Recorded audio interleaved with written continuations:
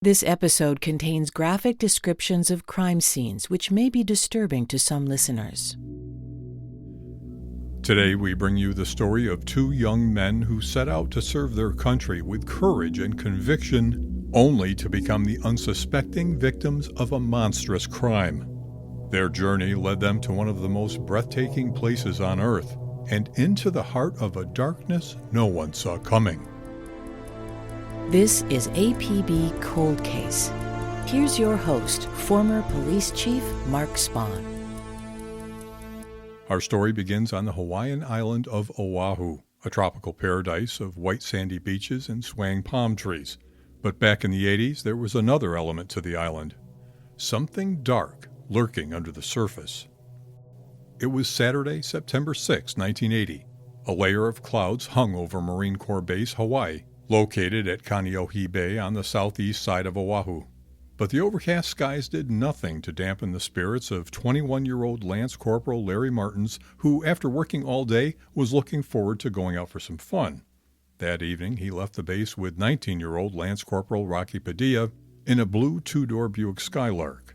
You can imagine the radio blaring and the windows down as the two young men, dressed in street clothes, drove off into the night. The next morning, Dan Boatman, one of Larry's platoon mates, went down to the mess hall for breakfast. It would be Sunday morning. I went to the mess hall, and when I came back, there was a lot of activity buzzing around the barracks, and people were asking me, "Have you seen Larry?" And I said, "No, I haven't. I haven't seen him since last night." By the end of the night, Marines would have been expected back on base. But did Rocky and Larry make it back? The lieutenant in charge of our platoon showed up, which was highly unusual. They were going around, "Has anybody seen Larry? Does anybody know anything? Know where he is? Heard of him?" And nope, nobody had. A similar situation was playing out in Rocky's barracks. It was highly unlikely for either man not to return to base. They said they were going to come and talk to us shortly, but word was breaking that 2 Marines had been found dead down there on the South Shore. Phil Camaro is an investigator with NCIS, the Naval Criminal Investigative Service. He told me that on the morning of Sunday, September 7th, a local fisherman made a gruesome discovery at the Mauna Lua Bay Beach Park on the east side of the island. At that time, he found the bodies of both Lance Corporal Padilla and Lance Corporal Martens. And from that moment on, he called the Honolulu Police Department, and in the early mornings, they came there and began their investigation. NCIS told us that the 2 Marines had been beaten and shot, but they would not elaborate on the number of shots or the location of the wounds. A news report from the early years of the investigation said that both were shot in the head. A 1971 Buick Skylark was parked nearby. I asked who owned the car. Retired Marine Sergeant Sean O'Connor remembers that he, Rocky, and 4 other guys each pitched in $100 to buy a used car. He didn't remember the make or model, but retired Marine Sergeant Dan Boatman told us that Buick belonged to Larry Martens. So, who killed these men, and why? Initially, the investigation was handled by Honolulu PD because the murders occurred off military property. But we're going to start our timeline at Marine Corps Base, Hawaii, where Rocky and Larry were stationed. Kaneohe Bay, or K Bay as it's called by locals, as well as the Marine station there, is located on the east side of the island. Lance Corporal Lawrence Martens, known to his family as Larry, was assigned to a motor transport unit. And Lance Corporal Rodney Padilla, known as Rocky to his family and friends, was assigned to an amphibious transport or Amtrak unit. I asked Rocky's brother Joe, a retired cop, how Rocky became interested in the military.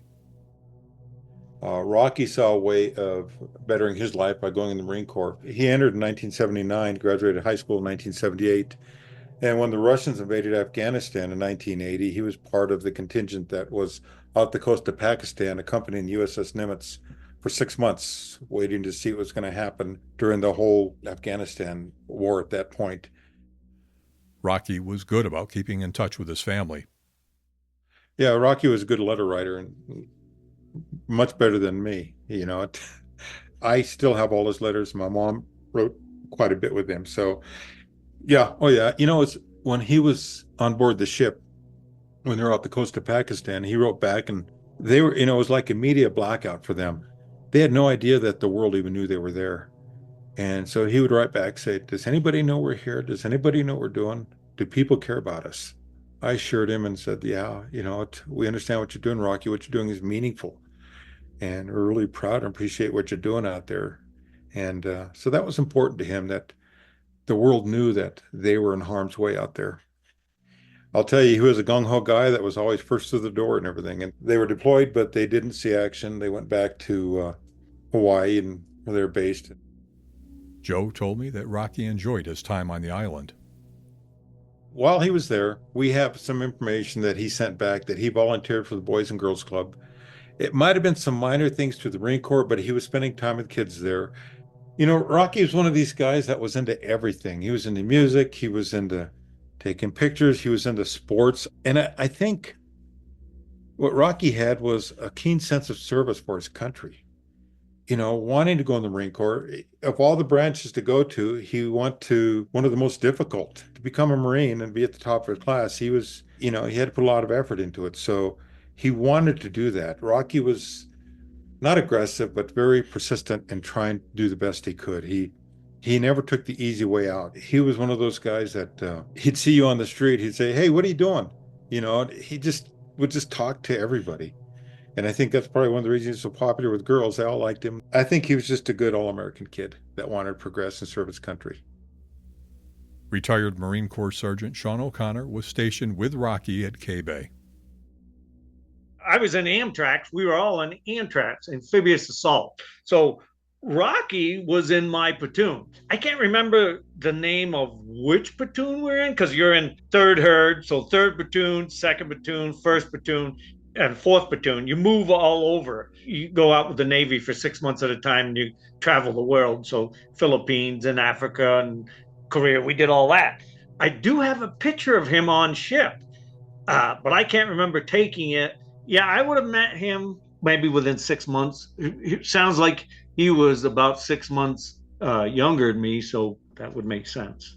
I'm almost 100% positive that, so 6 of us got together and bought a old beater car for $600. The guys would occasionally spend time together off base.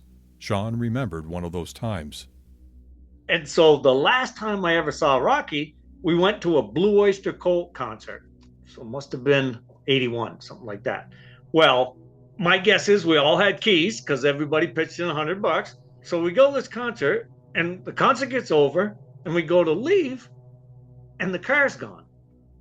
Like, what the hell? So we find out Rocky met a chick at this concert and took off with it and left us all stranded. So it was like, you son of a bitch.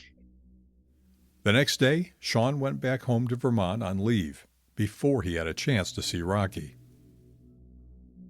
So I call back to the base, I don't know, 10 days after being there, and I go, you tell Rocky I'm going to kick his ass when we get back there. That's when he found out that Rocky and Larry had been murdered. And so then I find out about this other guy. I think he met this guy on maybe mess duty or something. So in the Marine Corps, you have to do, it sucks, but you have to do 30 days of mess duty. Our regular job is driving Amtrak, but then you have to go to the chow hall, which really stinks. But so I think that's where he met this guy, to tell you the truth. I have no idea who he is, never met him, never even heard about him until, all this started. So, as you heard, Sean never met Larry Martens, but Larry had a lot of friends in his unit, including Dan Boatman. We served together at boot camp at San Diego.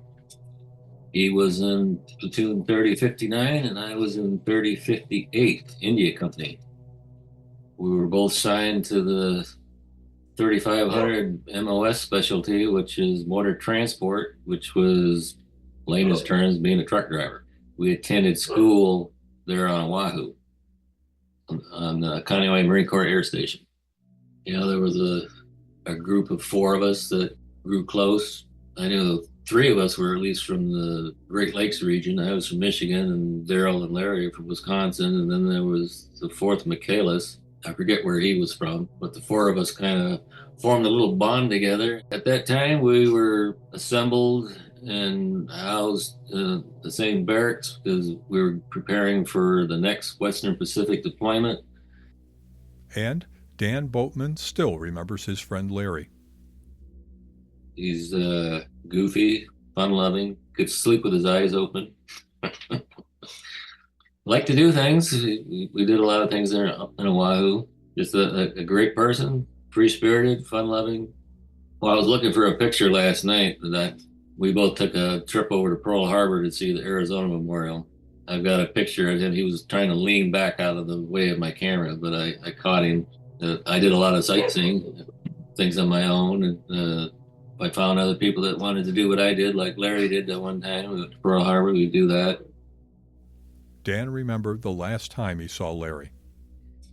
He had just come back from Western Pacific deployment, and I signed up for the next one, and he decided to go back to back to another one. So he was going to be on the same deployment as I was. During weekdays, weekend nights and whatnot, most people hang out in the barracks rec room, which is where we were. That turned out to be that fateful night.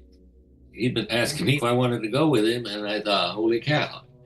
Had I gone with him and had the events followed as they did, that could have been me. Larry Martens and Rocky Padilla didn't even really know each other. They were assigned to different units. So why were they together that night?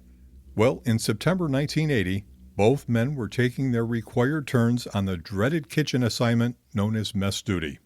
Fellow Marine Dan Boatman served with Larry at the time.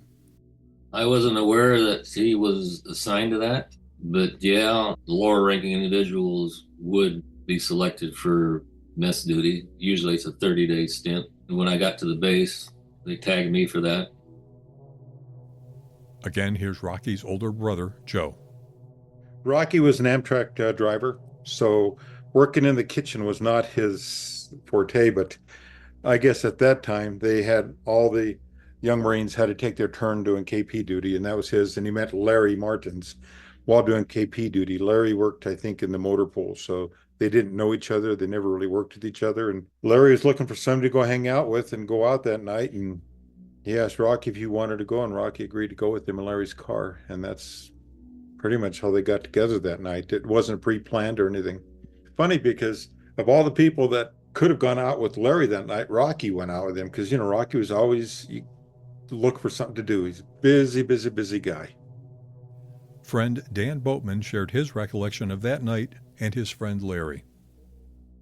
It was a Saturday night, and he was looking for somebody to go out in town with. I think it was around 9 o'clock at night. I wasn't really that interested. I wasn't into the bar scene, and as I recall, he'd gotten caught up or interested in marijuana at that time. I wasn't into that. Of course, that's not allowed. Not a partier, so I wasn't interested, so I declined. So he kept going around asking people inside of our unit if they're interested in going out, and nobody was. So then he went and found somebody from another unit, which turned out to be Padilla from Amtrak's. They said, yeah, I'll go with you. That's the last time I ever saw him alive. So the two men left the base around 9 p.m. looking for some fun on a Saturday night. Perhaps they were headed for one of the many hot spots in Honolulu. They left in their street clothes, maybe jeans and T-shirts, but their haircuts gave away the fact that they were Marines. And was that a problem? Well, it could have been. You see, there have been some tensions brewing between the locals and the servicemen stationed there. Larry's platoon mate, Dan. When I reported aboard to Hawaii in September of 78, there was a lot of tension between the locals and the military as a whole. The locals despise the military. Oahu is a huge military location. All branches are located on Oahu. Hawaii is a melting pot of different cultures, and the tourists come in, and they had a saying, yeah, come visit us, but don't stay. A lot of people come to visit Hawaii. They fall in love with the climate and so forth, and then they decide to stay and live there. And the locals didn't like that. So then you got all these military folks on the island adding to that, and there was a lot of tension. And it got to a point where the commander of the area put Waikiki off limits. And that didn't set well with the local business community because military folk spend money. But they said to protect us, they put it off limits, and that lasted for a month or two. They said, get this under control, and then we can lift the ban. But there was definite tension between the locals and the military. Rocky's friend Sean remembered it too. Doesn't matter what branch you're in, the civilians dislike anybody in the military because, well, a lot of different things. Of course, they're jealous, but when you're 18, 19-year-old, the only thing you want to do is go out in town, get laid, get drunk, or get into a fight. And it's a great night if you do all three. So the civilians don't like the military. The Hawaiians didn't care for you that much until we did have some Hawaiian Marines. And then if you were with them, you were golden. You were safe. But otherwise, I never went out in town without a knife on me or something. I mean, and you always tried to stay in a group. They just didn't like at all. It was a dangerous place to be a jarhead. Of course, you can tell from the haircuts. We had plenty of encounters out there, and you just have to learn to shut your mouth. Yeah, you definitely don't go out into town alone, that's for sure. And while we're not sure where Lance Corporals Rocky Padilla and Larry Martens were initially headed that Saturday night in 1980, ultimately they ended up about 30 minutes south of the Marine Corps base at the Mauna Lua Bay Beach Park on the east side of Oahu. NCIS investigator Phil Camaro describes the area. It's a popular fishing spot in that area. It's a beautiful bay, but the incident did occur at the parking lot. And 44 years ago, compared to today, it was much different. The parking lot was unpaved. The lighting was very, very poor. The street lighting was pretty much the lighting that you receive to illuminate the general area. It was a popular spot for people to go there and hang out, talk story, drink beer. But of course, the fishermen and the boaters would go there because it was the only launching area for a boat on the east side at that time. Houses was sporadic along the main highway, which is called Kaneohe Highway. It is not as populated census-wise as it is today. It was on the morning of September 7th, 1980. A local man made the horrific discovery. A fisherman was at Mauna Lua Bay, and he basically went out to check the tide and was intending to go fish. At that time, he found the bodies of both Lance Corporal Padilla and Lance Corporal Martens laying next to a Buick vehicle. They were not moving, did not show any signs of life. Subsequently, it was determined that the men, who were later identified as Marines, had been beaten and shot. So remember, they left base around 9 p.m., and their bodies were found the next morning around 7 a.m. What happened in that 10-hour window? Again, here's Rocky's brother, Joe Padilla. I don't know if they made it to a club, but I know they went out for a while because the time of death, I believe, was about 2 a.m., and they didn't leave till late evening. So if the time of death is around 2 a.m., that shortens our timeline to 5 hours. Did they run into the wrong people at a club? Were they killed because they were Marines, or was it something else altogether? Rocky's friend Sean wondered if Rocky or Larry could have been looking to buy marijuana. You couldn't go out into town without a local coming up to you and wanting you to buy some pot. Were Larry and Rocky set up? I mean, in my gut opinion, it was locals. I mean, I suppose it's not out of the realm of possibility. Well, why would a Marine want to kill another Marine? I know not all Marines are good and people do bad things, but I don't think it was anybody in Amtrak because we were all close. When you got one big room with 80 guys that live in it, you get close, and you know everybody. The spot where the murders occurred is strange because of its location. What brought Larry and Rocky to Mauna Lua Bay Park? Larry's friend, Dan. Really never heard of it until this incident. I've been to the South Shore, a couple locations, but not that one in particular. I was curious, so I looked it up myself to see what it looked like. kind of a small area. I can only guess that, they're claiming the mode of operation there was no robbery.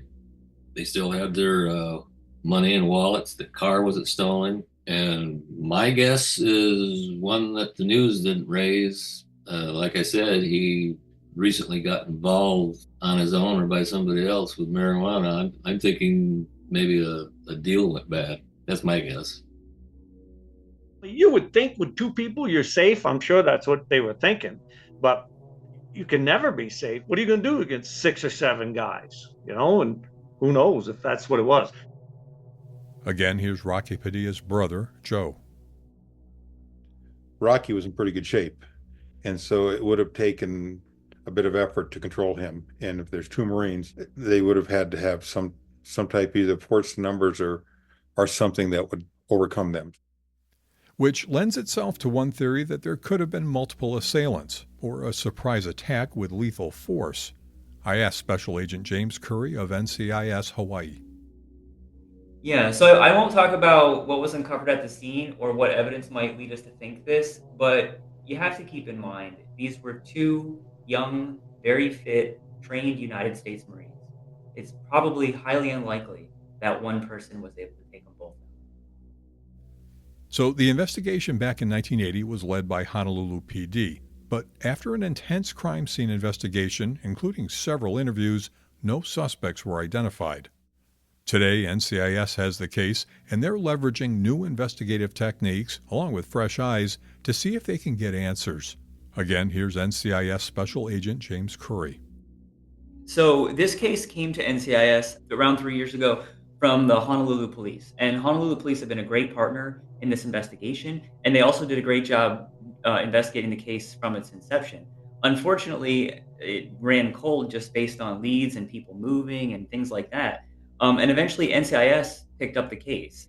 And what we know is it started on September 6th in 1980, where those 2 Marines went out for what we believe was a night on the town. We're not exactly sure what happened after that.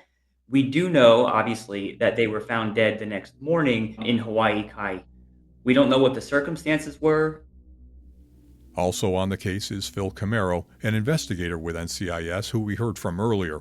But in 1980, he had just joined the Honolulu PD and was in the police academy. I was a couple of months in, and any kind of big case, and this, of course, was a double murder at that time, during a briefing in the early mornings, we were informed about this murder. What's unique about this investigation as well is that was on the east side of the island. I think as a young recruit, anytime you hear a murder, it does stand out.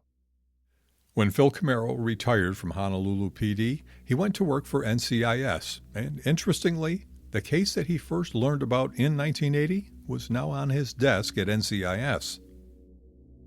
Of course, I had heard about it. I came in 2011 and grateful to be a part of this agency. However, right about maybe 2014, we were looking at cold cases and I was asked to help and assist in the investigation. Investigators told us there were no gunshots reported, and they've got no description of suspects or a suspect vehicle, and the victim's car did not appear to have been tampered with. They didn't comment as to whether any wallets, cash, or jewelry were taken. I also want to add, too, this has been a team effort. HPD and NCS working together, other agencies working together. But for NCS specifically, since we've assumed jurisdiction, we have a team. Cold cases present challenges to investigators, locating witnesses, fading memories, degraded or misplaced evidence. But in some cases involving biological evidence, these old cases take on new hope that comes in the form of cutting-edge DNA science. Special Agent Curry. We have a few running theories, and most of those we're not ready to get into publicly, but that's really where the case is. We have a bunch of leads that were developed in cooperation with Honolulu Police, some of them that were developed organically with NCIS. A lot of it is going to focus around the science because there are new techniques that are available today that simply were not available. Right now, we're in the process of using that science to help develop new information about this case. But right now, we're not going to discuss what exactly, some of the things that we've uncovered. There's apparently some sort of biological evidence from the scene or the bodies that's giving them renewed hope in this case. What else do we know about the crime scene? Some published reports indicated that there was writing in the sand near the bodies. The message has not been disclosed, but those same reports apparently lead investigators to believe that it's associated with the murders since the message had not yet been washed away by the tide.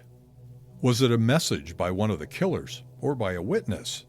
Detectives tell us they believe there is a witness who was at the scene who was not a conspirator. Special Agent James Curry explains. We know there was a witness. I can't tell you how we know that, but we do know that there was a witness there. Even if that witness is no longer with us, they probably told their family, their child, or somebody who would now be of an adult age today. And we need that person to come forward. Like I said, we do know there was a witness who was probably not involved at all in the actual crime. In terms of the number of assailants, we're guessing here, it'd definitely be more than one. We talked about some of the anti-military sentiment that existed in Hawaii at the time when Lance Corporals Padilla and Martens were killed. 1 year before their murders, Alfred David Costa, then 23, was indicted for the shooting, murder, and attempted murder of 2 Marines while they were hitchhiking. According to the New York Times, when Costa was arrested, he was wearing a T-shirt that said, "Save Hawaii for the Hawaiians." The Times article said that the Marines were driven to a spot on Oahu known as the Banana Patch, where they were both shot. Corporal Daniel Emerson played dead after he was shot, but Corporal Amos Blithers, also 19, was killed. The same story said that 2 other men had been killed and at least 46 injured in attacks in the first part of 1979. While Costa was likely incarcerated at the time of the Padilla and Martens killings, it underscores the tensions between some locals and military servicemen at the time. According to court papers, Costa pled guilty and was ultimately sentenced to life in prison without parole. He appealed his life sentence, but an appellate court upheld it. We found a record that showed that Costa was no longer in custody as of 2009, but we could not determine the circumstances of his release. I asked NCIS about any directives that the Marine Corps leadership would have given to Marines on Oahu at the time. Yeah, Mark, I can speak broadly about that. So the Marine Corps always gives guidance to the troops about where and where not to go, and it's usually based on Marines getting in trouble in those areas. You usually see individual unit commanders issue guidance and sometimes flat out directives. You will not go to this place or that place. Usually there are establishments, bars where drugs or fights have broken out. That's generally how the Marine Corps operates then, and even today, that's how it goes. In terms of specifically for this case, to my knowledge, and maybe Phil knows differently, I don't think there was any guidance of ever Marines can't go to Kaneohe Bay. It's a pretty public spot that, I couldn't imagine a commander saying, hey, you're not to go. A lot of people think of Hawaii as paradise, and it is. But it's like anywhere else. There's good neighborhoods, there's bad neighborhoods, and unfortunately, Hawaii has crime just like any place else. It's not necessarily something you see on the postcards or that, the tourism areas promote, but we have our fair share of shootings here, and there's different parts of the island where everybody knows, that's not as good of a neighborhood as. Investigator Phil Camaro. And like any other location, there are safe places to go, whether it be swimming or surfing, but also from a criminal element response as well, places to avoid. It's not just for the military, but also for civilians as well. The killer's MO also remains a mystery, but NCIS is keeping an open mind on all possibilities. Rocky's brother, who is a career law enforcement officer, has thought about the why. Why were Rocky and Larry killed? And what was the motivation? I can't overlook the possibility it was robbery. I can't look over the possibility that it was race-related, since they're not native Hawaiians, or there's the possibility people didn't like military personnel at that time. I don't know, but I think every one of those is a possibility. Why were Larry and Rocky at Mauna Bay Beach Park? Investigator Camaro told me it was not a routine place for Marines to visit. Most Marines do not hang out in that area because it's a remote area. And as Agent Curry had mentioned, they were out on a night of a town and wanted to go on the town side, usually maybe Waikiki or downtown area. So it was a true mystery how they ended up or why they ended up there from the Marine base to Mauna Loa Bay. Mauna Loa Bay was not a likely spot for Marines to go. Could that be part of the reason they were targeted? Or was it a spot that offered privacy? Could this be a location for someone to ambush the Marines without concern of being seen or heard? What they would do is they'd set you up. They'd have one local come in and start giving you and your friends crap.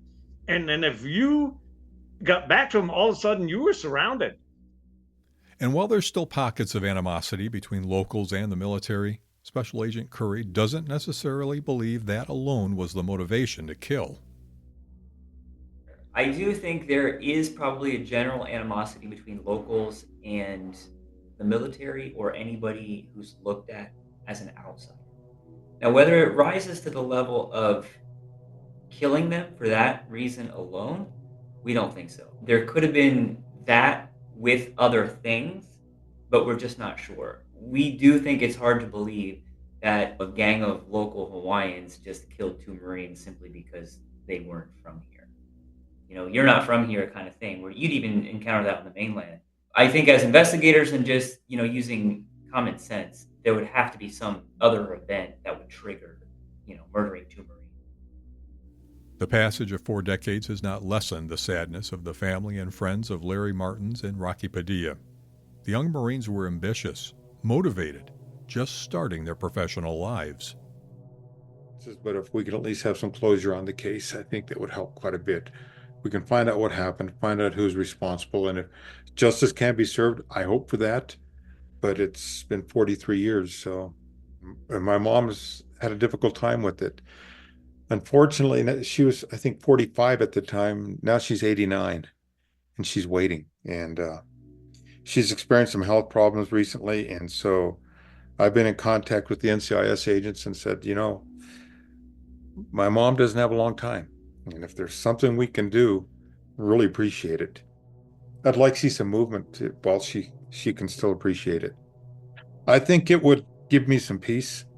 I know it would give my mom a lot of comfort, but I have to tell you that sometimes I go through some of this and I go through some of my files and I look at things, and as both of you can see, the efforts I've made with some of these articles and podcasts, I think it would allow me to relax. It would allow me to have a little more peace. And I go out to Rocky's grave. I just went on his birthday. I go to Memorial Day, I go to Veterans Day, and I plant a flag every time. Rocky's buried as my grandmother. She died after he did. But when we were very young, we lived in inner city and we didn't have a lot of bedrooms, so Rocky slept with my grandma. She helped raise us. So now he's with her. Retired Sergeant Sean O'Connor often thinks about Rocky and what might have been. It pisses me off to no extent because, here's Rocky, 17 years old. Somebody took his life. Well, I'm 63 now. I lived my whole life, and he got robbed of that, and nobody's had to pay for it. And, I'm sure it's locals, and who knows, they could be dead by now, but I'm sure Rocky's family would like to know what the hell's going on too. So I've got pictures of Rocky. I look at him every day, and yeah. And retired Sergeant Dan Boatman still grieves the loss of his friend Larry. When a Marine dies, usually other Marines will escort the body back to the family. I had volunteered for that, but wasn't selected. So I never had any interaction personally with the family. Always planned on visiting the cemetery. It took some time to discover exactly where, but I did. I was able to gain some photographs, but no personal interaction with the family. Of course, everybody would like to have this solved. It's unbelievable that all these years have gone by and not a single clue, if any, that came forward has been able to lead to any of this. It'd be nice if they caught them, turned themselves in, or something, some remorse decades later that they could say, for the family's sake at least.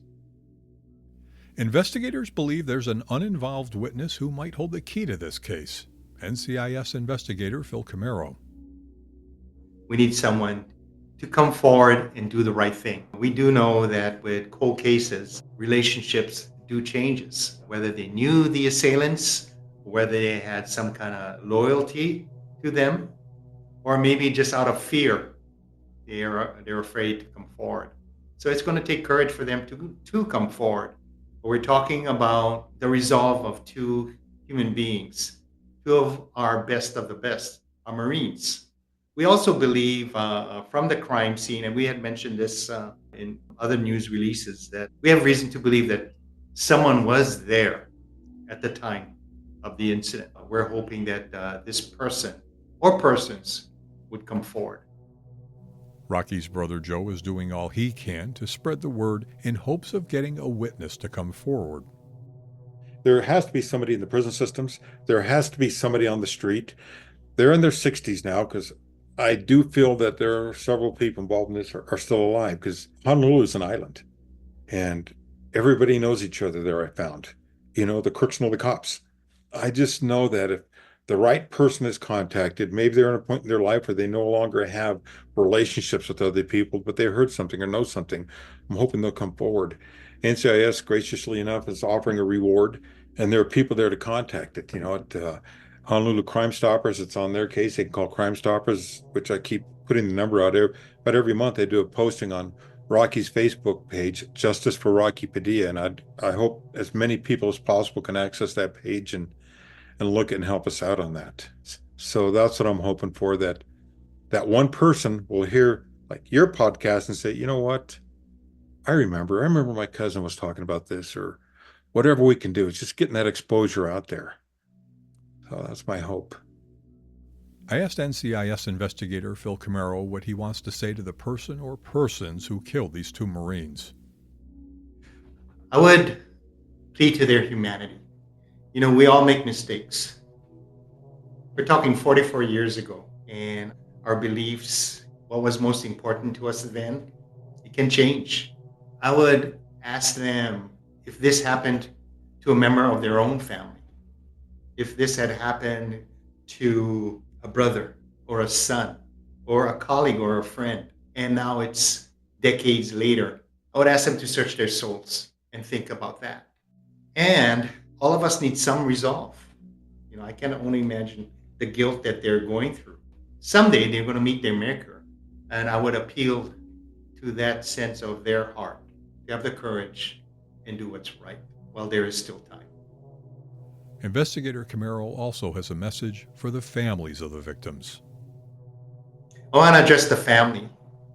For Martens, the Martens Ohana. Ohana means family in Hawaiian. And for the Padilla Ohana. We cannot imagine, the pain and the sorrow and the frustration of waiting all these years.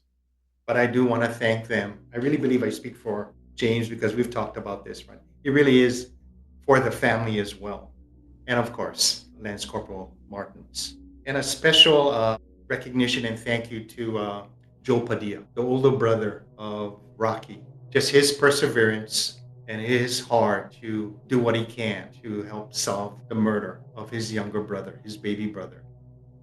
I never wanted to go to Hawaii.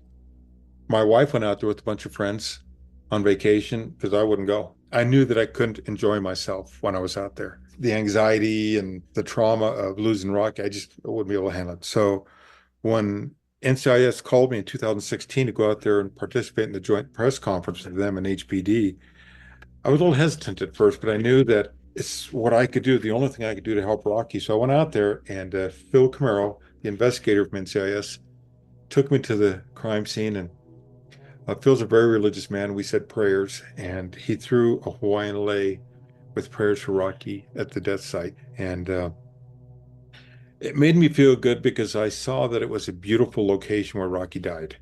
Of course, it boiled up the anger inside me that he was killed there. And it just, being a cop, you see so much death and crime scenes and everything. It was just difficult for me to process. But So when they asked me to go back to present Rocky's case in 2019, I presented Rocky's case to the NCIS Cold Case Homicide Unit, Hawaiian Islands Unsolved Homicides and Long-Term Missing Persons Conference, April 23rd, 2019. They asked me to go out there to present his case, and that was very healing because there's hundreds of police officers from the Hawaiian Islands. And I got to talk about Rocky, and I got to talk about the importance of solving his case. The big thing about really helped me process this is I was welcomed out there by HPD, by NCIS, and I felt I was part of it. I'm not letting up on them, and I think they know that. I can be persistent if I have to be. And when it comes to my brother, I will be. Dan Boatman told me that his friend Larry Martens was robbed of his future and the things that could have been. He's the same age as we are. And I think, you should be here. 19 years old, getting murdered that way, just kind of unbelievable. He snuffed out that early in life, missed out on so much. Here, I'm retired now. I said, he should be too. Again, Rocky Padilla's brother, Joe. I'll tell you, Rocky was very successful in school. He was that kid that was always the star. All the girls loved him. I was a little jealous of him because he's better looking than me. And so he was very successful. And rather than go to college, he wanted to go to the Marine Corps right away. And I respected him for that. And he lived with us. I got married as a teenager with my wife, and we're still together. And I'm very proud of my family, proud of what my wife has done with our family. Rocky lived with us, enlisted in the Marine Corps, and was in it for about 2 years when he was killed. He was due to transfer out of Hawaii because he was going to get promoted to sergeant and go back to Camp Pendleton to hopefully become a drill instructor. He was the top of his class when he graduated from basic training. Rocky's platoon mate from 1980, Sean O'Connor. No, Rocky was a good friend. You have your guys that you click with. And so, I had a lot of close friends, and Rocky was one of them. We all hung out together. We all drank together and went partying together. And Rocky was a party animal. He went out with his friends and everything. It's funny, the pictures they've sent me when he was there, there's always like 5 or 6 guys are wrestling or working out or drinking beer, and there's always a smile on their face.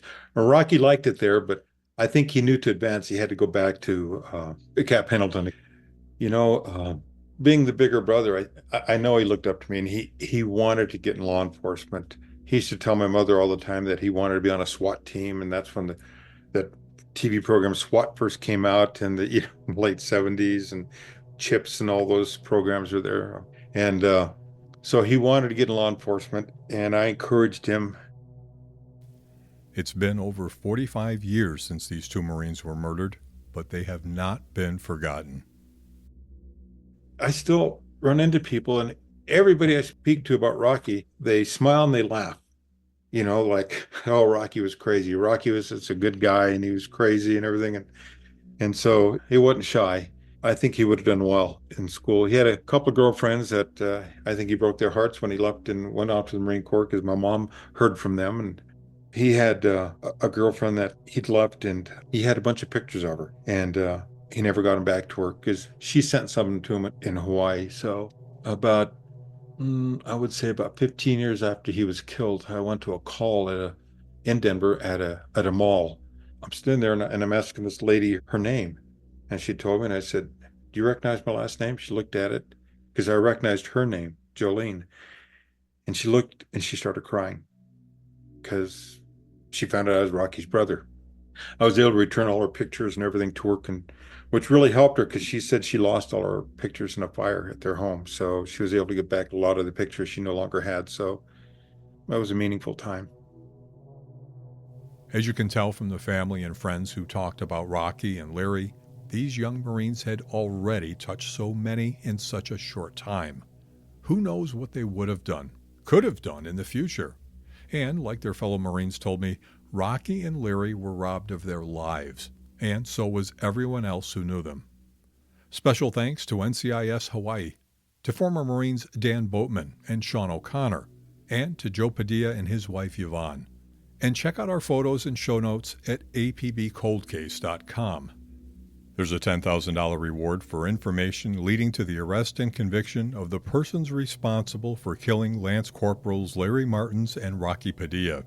If you have any bit of information that might help investigators, call Crime Stoppers Hawaii at 808-955-8300 or send a tip to NCIS at ncis.navy.mil. Thanks for listening to APB Cold Case. Tell us about your cold case at apbcoldcase@spawngroup.com. APB Cold Case is an original Spawn Group production.